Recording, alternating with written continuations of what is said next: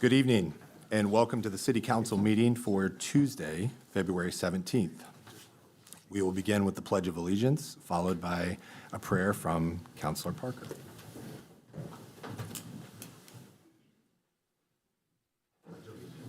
To the flag of the United States of America and to the republic for which it stands, one nation, under God, indivisible, with liberty and justice for all.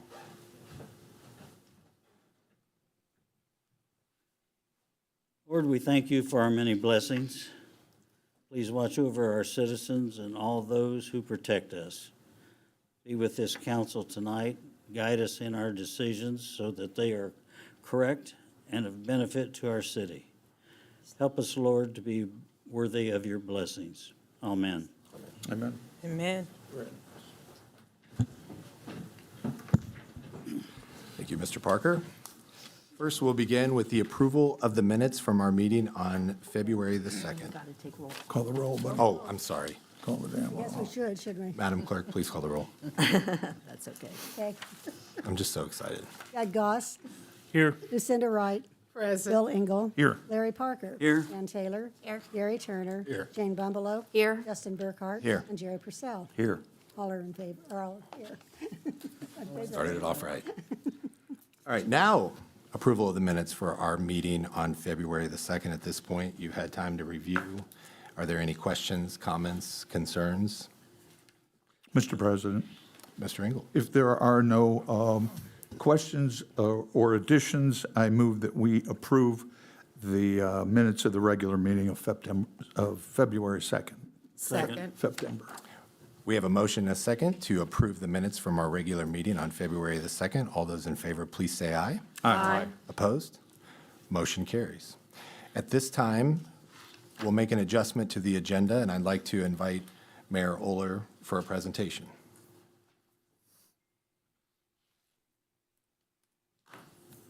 All right, thank you, Mr. President. Tonight we have commendations of some citizens and first responders who acted bravely recently. So I'll start with the citizens, and then Chief Weatherly will present commendations to the firefighters, and Chief Kinder commendations to the, police officers and firefighters, you know what I mean. So on behalf of the City of Richmond, I would like to extend my deepest appreciation to our first responders and the courageous citizens who stepped in to prevent a suicide on Monday, January 5th. Their quick thinking, calm demeanor, and willingness to act in a critical moment made all the difference. By not only reassuring the individual, but by working together to prevent him from jumping or falling, they demonstrated extraordinary compassion, bravery, and commitment to the safety of others. Our first responders put themselves in harm's way every day to protect this community, and this incident is a powerful reminder of their dedication. We are equally grateful to the citizens who did not hesitate to assist. Their actions reflect the strength, unity, and heart of our community. Most importantly, we're thankful that this situation ended safely. Incidents like this also remind us of the importance of checking in on one another and ensuring that those who may be struggling know that help and support are available. We are proud of everyone involved and grateful for their service, commitment, and compassion.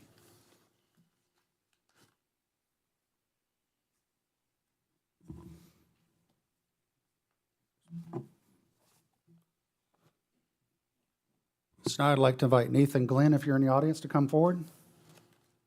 Is Nathan here? Okay.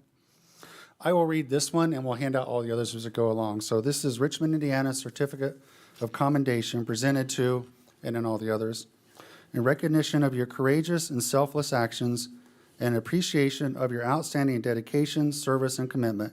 Your heroic efforts have made a meaningful and lasting impact on the City of Richmond. We commend you for your professionalism, leadership, and positive contributions to our community, given this day, signed by the mayor, countersigned by Council President Justin Burkhart. Brian Knutson?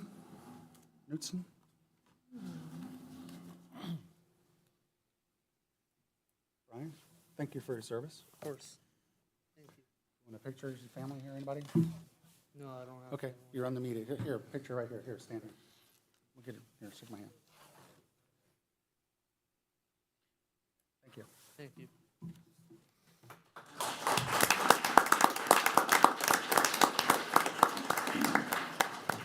And the other citizen instrumental in all this is Kyle Lamb.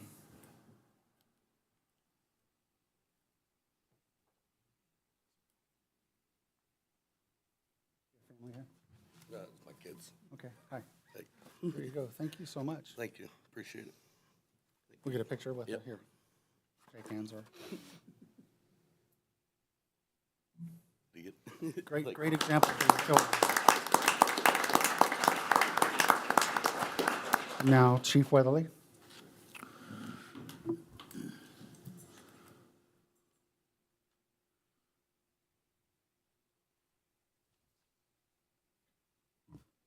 Thank you, Mr. Mayor, Mr. President, Council. So I'm going to keep my comments just short and before we get started. So in law enforcement, I speak for myself when I say this. We experience highs and lows along the course of our career. Some of the lows we wish we could forget. The highs we'll never forget. Tonight is one of those highs. Tonight we celebrate the exceptional work that our law enforcement and first responders put in on a daily basis. So with that, I want to read something kind of encompasses what was seen in the eyes of the shift supervisor, a true leader, if you will. On January 5th, 2026, Officers Kiefer Uphouse, Chris Cooper, William Purcell, Zach Ponder, and Sergeant Andrew McLean responded to the G Street Bridge in reference to a suicidal subject. Officer Uphouse, who was the first officer on scene, observed an individual who was impaled hanging over the bridge on the outside of the safety fence. Officer Uphouse ran to the individual who was being held onto by three selfless members of the community. Those individuals were Nathan Glenn, Brian Knudsen, and Kyle Lamb. Kyle, whose quick thinking, grabbed a tow strap off his tow truck to secure the individual to the railing until help could get there.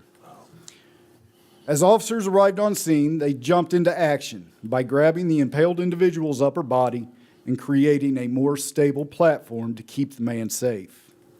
For approximately 40 minutes, officers stood on top of the bridge railing, clinging to the safety fence, holding on to the individual. Officers kept the man safe, reassured him, gave updates to units on scene, dispatch, and worked flawlessly with the Richmond Fire Department to get the subject down, stabilized, and transported to Reed Health. Once down, officers moved to their follow-up tasks in this event and never quit. These officers were physically fatigued, yet never wavered or lost their composure. While these officers were tending to the subject on the bridge, Officers Stevens and Alexander played pivotal roles gathering the needed information and keeping traffic off the bridge so first responders remained safe while rescuing the individual. While this was a brief, dark moment in one individual's life, this is the shining example of how our first responders and community members come together in a time of need to take care of one of our own. I am truly proud to live and work in this community and stand beside you all. Sergeant Andrew McLean. So that is the eyes of the leader on scene. He was just part of it. The others played pivotal roles. They saved a life, and that's what they do. So I'm going to ask Lieutenant Austin Lips to assist me in this. We'll start with Sergeant Andrew McLean.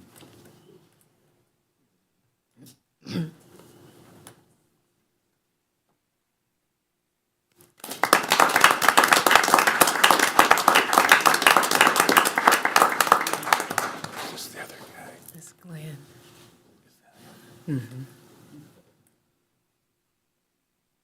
Officer Eric Kiefer Uphouse.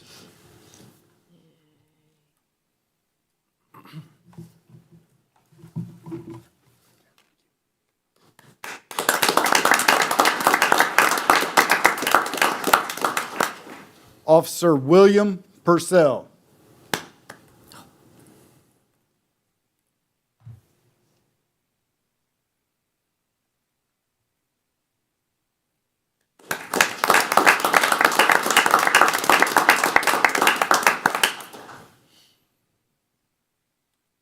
Officer Zachary Ponder was unable to make it this evening. We'll present this to him later on.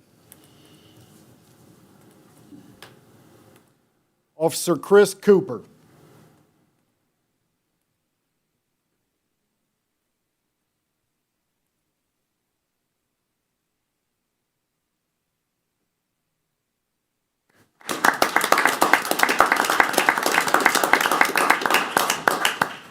Officer Tyler Alexander.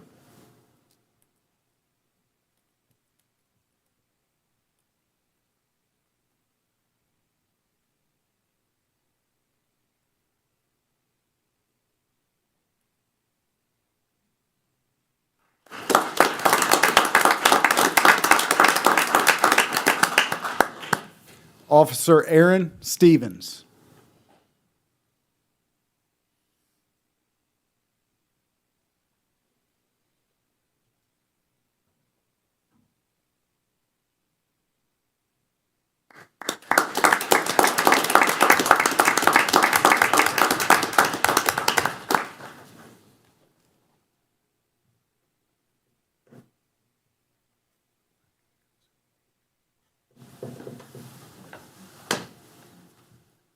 Thank you.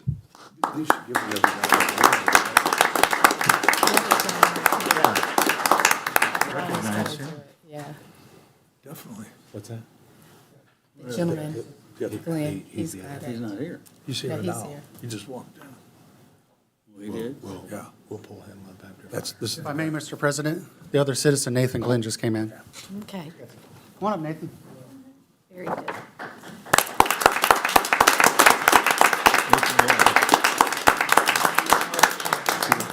what a guy. Is it a good thing? All right. We get a picture with the newspaper?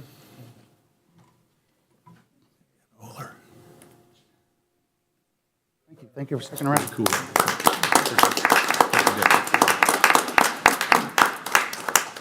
Very nice.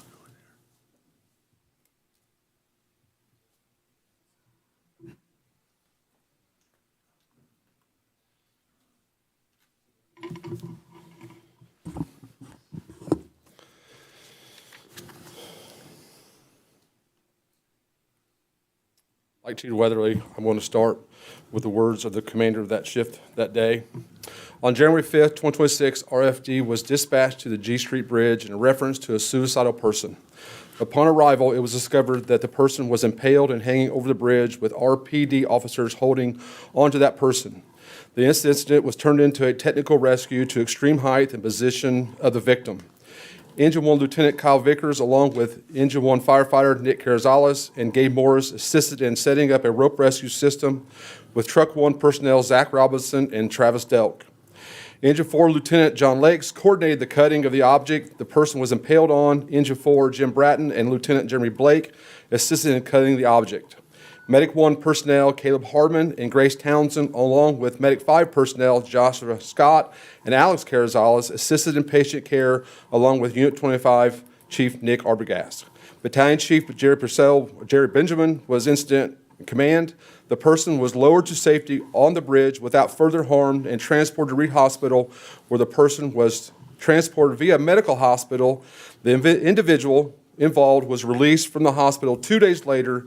The incident was a very high-stress technical rescue situation with a positive outcome where a life was truly saved.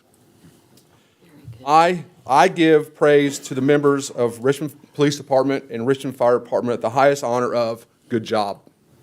And to the civilians, know this, you made a difference, and we thank you. A lot of us are on duty right now, they're out, so I will give who's here their accommodation.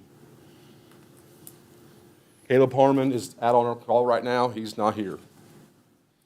Grace Townsend is also on a medical call. Oh, are they walking in? Start over. Oh, here, Caleb, come on up here. Sorry, I missed you in the...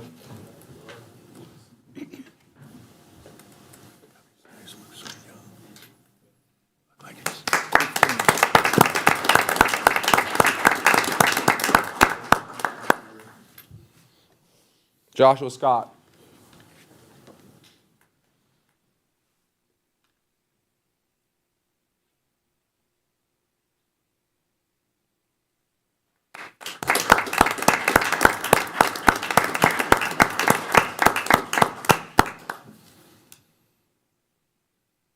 Alex Carrizales.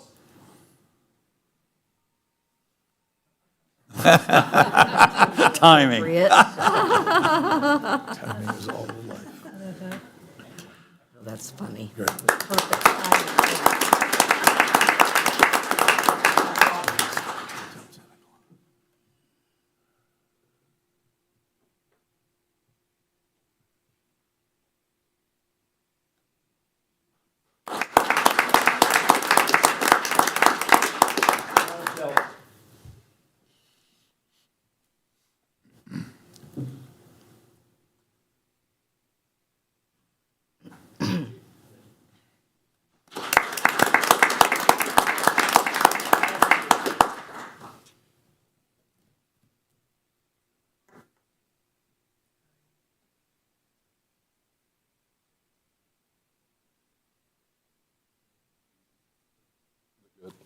Yeah, baby.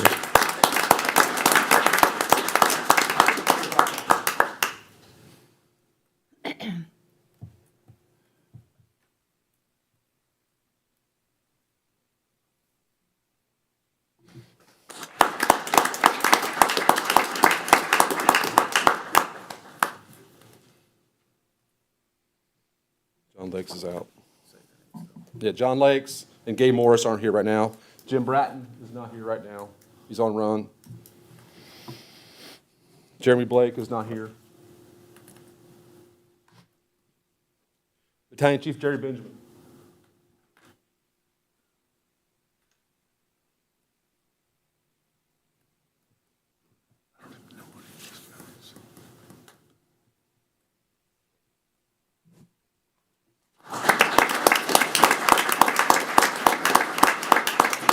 CS Chief Nick Arbogast.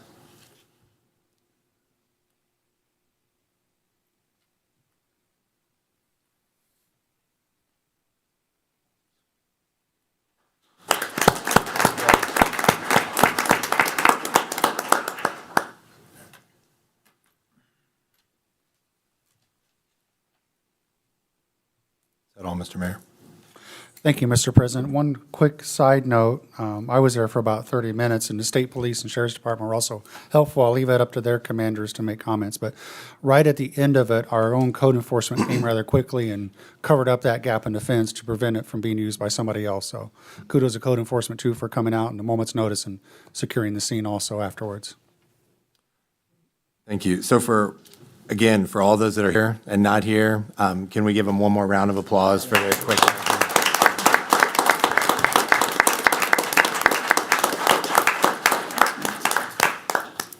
Thank you again. At this point in time, we're entering the presentation of petitions, memorials, complaints, introduction, motion, resolution. And first, I would like to invite Lucas Gosnell to talk about the curbs and sidewalks maintenance.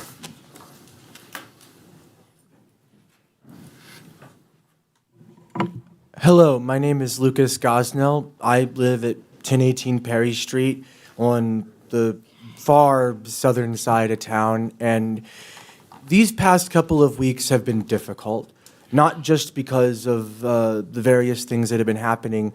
That storm that came in was devastating. Lord willing, there will not be any more snow like that again in the future, but it has been a very difficult problem. I don't drive. My parents don't either. My dad and my uncle are epileptic. I walk everywhere I need to go, and for the most part, it gets me where I need to go. But every time I've tried recently, over the past several weeks, to just get here or to any of the other places, just to have or go to any public meeting, I found myself in a dangerous position multiple times. I've had to walk in the street. I've almost fallen over many times. I've had to scale piles of snow taller almost than myself on the curbs that were just piled up there over and over again, not able to avoid it through any other method. And, that's me. I'm a pretty young, energetic guy. My dad and uncle couldn't possibly have gotten through any of that, and no one else I know could either. When I was riding the bus, that was the complaint I heard every single day. People in dangerous situations, constantly having to make horrible choices because the sidewalks were so full of snow everywhere that they could go that it was too difficult to actually do anything. And that's not even including the awful state that the sidewalks were in beforehand in a lot of places. I don't even have a sidewalk that connects to the main street in one of the places that I leave onto. On the other side from my house, the sidewalks are destroyed.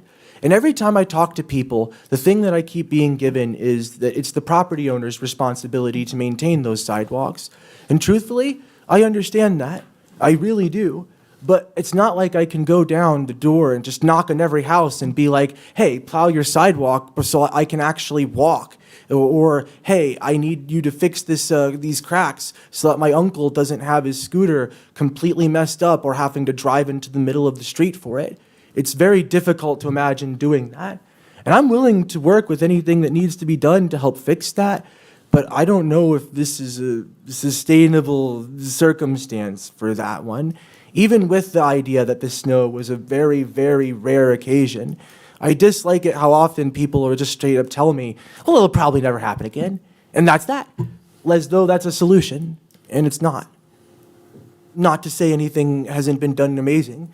For what it's worth, the bike trails being plowed like they were was a godsend for my ability to actually walk safely. And I know how hard that work is in general.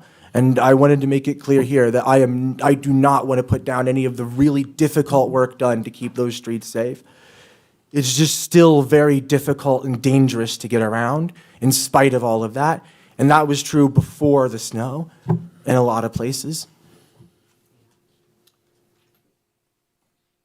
Thank you for those comments, Lucas. And I guess I would start with the mayor, if you have any comments from the street department side of things. Well, Can I jump in? yeah. I appreciate the frustrations, and I saw that firsthand when schools were delayed and closed and people having to walk through the roads. However, our local ordinances as well as state law does place that onus on the property owners, and unfortunately, it's just untenable for the street department to be able to clear every single sidewalk. They were working around the clock to try to clean the roads, and so again, I appreciate the frustrations. It's a conversation that we can have to see how we might be able to assist in some capacity, but to place that entire burden on the street department, they're already taxed in those situations, so it's just a difficult situation all around. Mr. Stickman, would that be more of a code enforcement? That's what I was thinking. No, if anyone were to do it, it would be the street department. I don't know that we have a ordinance on the books that would levy a fine for not clearing sidewalks, but again, it's a conversation that we can have. Specific to the accountability piece, is there any of that there, or doesn't sound like it? Not of which I am aware, but we continue to move the new recodification project toward the finish line. So that's, again, a conversation we can fold into that. That's great. Open it up to council for any comments. Back to Lucas. Mr. President, Mr. Purcell? I definitely understand what Mr. Lucas is saying. Of the evenings, I would drive US 40, and people would be walking with the traffic in the street with dark clothes on. And sooner or later, someone's going to get hit in that situation. Another problem we have is that even if you shovel your walks, the plow trucks recover your sidewalks. And that is compressed ice. That's not snow, and no individual in a home is going to be able to move that, or it's very difficult. Then also, because of the amount of snow, our plow trucks were pushing it onto the curbs, blocking the, where you come on and off the streets to the sidewalks. And I happen to know because I do quite a bit of snow blowing for our neighborhood. But I will say that it is a responsibility of homeowners to try to deal with this. And I talked to code enforcement about it, and I do think we need to enforce code on it. And if we have to change the rules to enforce code, we have to do that. And I did get a call from my neighbor, Curtis Wong. I don't know if anyone knows Curtis. But Curtis is 89 years old, and he shoveled a block with his snowblower. So it could be done. And he wanted me to mention that. Thank you. Mr. Turner, did you have a? Oh, I was just going to say, I walk 5 miles a day, and if you want to walk on cleared sidewalks, go to Earlham College. All the sidewalks are clear there. But that doesn't. Oh, yeah. Any other comments? Thank you for your time. We'll certainly have more conversation on this in the Yeah. future. Thank you. Thank you. Thank you. Thank you. With a little bit of discussion with resolution number 9, which is next on the agenda, very similar to the ordinance 11 and ordinance 12. Do you want to go ahead and address 9 at this point? Do you want to go ahead with the mayor and all that, and then we'll read them all together? Sure. Yeah, that's fine. Okay. Then we'll go to communications with the mayor. I have nothing else for Brett other than accommodations. That was all I had tonight. Does council have any questions or comments for the mayor? Okay. At this point, we also, in our packet, received the minutes from the January 29th meeting of the Board of Public Works and Safety. Are there any comments or questions from that meeting? Hearing none, are there any reports from department heads, standing committees, special committees, and/or organizations?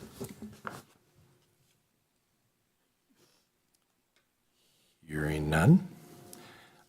Then we'll go ahead and move on to ordinance number 1, 2026. Mr. President, Mr. Goss. I move that we suspend the rules and read ordinance 1, 2026, 11, 2026, and 12, 2026 by title only. Second. We have a motion and a second to read ordinance 1, 2026, 11, 2026, and ordinance 12, 2026 by title only. All those in favor, please say aye. Aye. Opposed? Motion carries.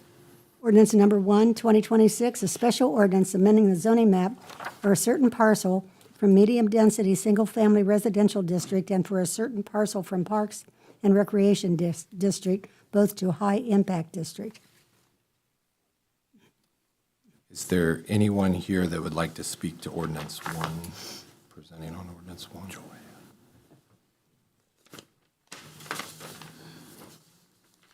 Evening. Good evening. Joanne Baroker, zoning administrator, infrastructure and development. On ordinance number 1, 2026, like they said, is zoning map amendment for RP&L. They want to combine those two parcels into high impact, and then we want this to go to Plan Commission on the 25th. Refer to Plan Commission for approval, and then we'll come back here. Any questions from council? Yes, Mr. President. Mr. Purcell. I went out and took a look at this land, and to give people kind of an idea, the Liberty Avenue piece, if you go back there, there's a residential area. They have a bridge that is privately owned, which would not support trucks, et cetera, going back to those properties. And the particular property in question is between two residential properties. And what RPNL did is they acquired that.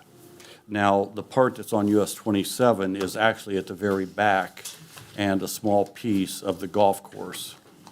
And that I could see us changing over the zoning on it, but I don't see how we would be using that residential lot in the future. I understand that they purchased it because of the fact that they're going to do the ash cleanup, and they didn't want complaints from that neighbor, so they purchased that piece of ground. And I just wondered if there's any possibility that we could leave that piece of ground out of this rezoning, and when we're done with the ash cleanup, since it's not going to have ash put on it, nor does it have ash on it at this time, if we could resell that property to put it back on the tax rolls, or what the problem with that would be. Mr. President, Mr. Turner.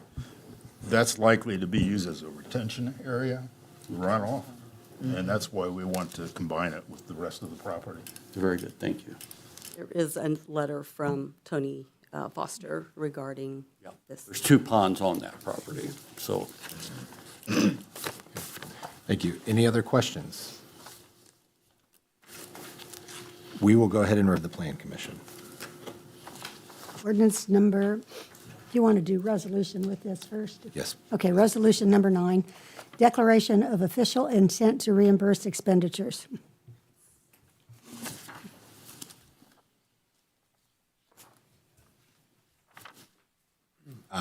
So after discussing with Beth, we are going to refer this to the Finance Committee so that they will review in 2 weeks and then a presentation to follow from there.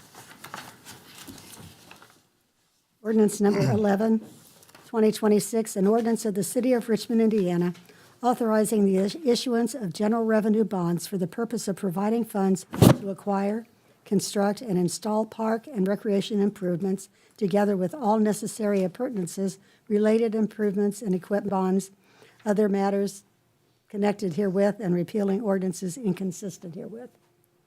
I think I read the whole thing. Title only. Did you have any? This one will also, ordinance 11 will also be referred to the Finance Committee, which they'll have a greater presentation in 2 weeks. Ordinance number 12, 2026, an ordinance of the City of Richmond appropriating the proceeds of the general revenue bond anticipation notes of 2026. Ordinance 12 will also be referred to the Finance Committee for a presentation 2 weeks from today. I don't believe there's any ordinances on second reading. Is there any miscellaneous business? Move for adjournment. Second. Motion and a second to adjourn this meeting. All those in favor say aye. Aye. Opposed?